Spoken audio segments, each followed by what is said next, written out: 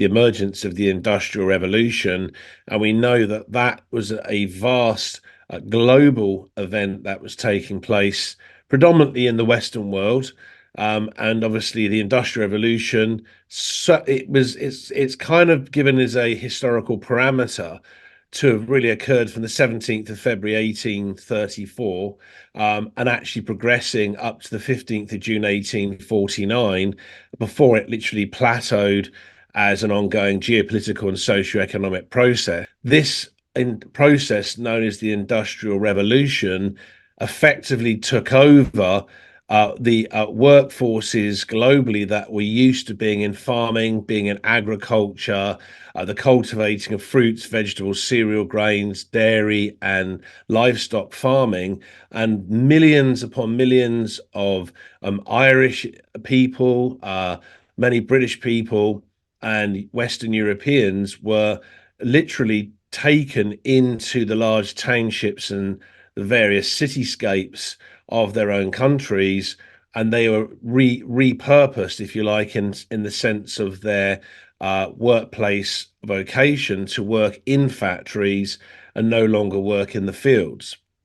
So this process was about removing people from the natural settings of the open countryside in the Irish Republic, the United Kingdom of Great Britain, across Western Europe, especially in countries like France, Belgium, the Netherlands, Germany, and so forth, and putting them into these huge factories where there was no real employment rights. There wasn't effectively any human rights there, therefore, as well. And leaving these individuals of all ages, as we know, there was vast amounts of child labor in the Industrial Revolution. And obviously, we've also talked about how this interconnects with the exploitation at the world fairs, where there were many, many children at the world fairs being displayed. Obviously, the incubator babies is one example of that. And so we know the Industrial Revolution was an essential elemental aspect used by the policymakers and the so-called rulers of the Western world. So what we therefore see happening is a huge transition that was in terms of collective psychology, a huge transition in the socio-economic models that had been used by the policymakers or rulers, and was preparing, Homo sapiens or human beings to embrace a completely new way of life, really a further form of enslavement on many levels, especially on the spiritual level.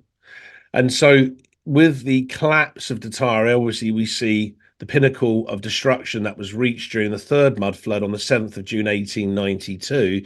The Industrial Revolution already had been put into motion, as I said, between the dates that I've given from 1834 to 1849, and then it was plateaued off into being an ongoing worldwide a process of socio-economic transition and It was removing people from, 1851 was the mark of yeah, the Great Exhibition. That was the kind of, there you go. that they always say that was the start. But actually, yeah, like you say, this was going back previously, wasn't Well, it? that's interesting you mentioned that date, because if you look at the Industrial Revolution, 17th of February 1834 to the 15th of June 1849, 1851 wasn't much further on from that.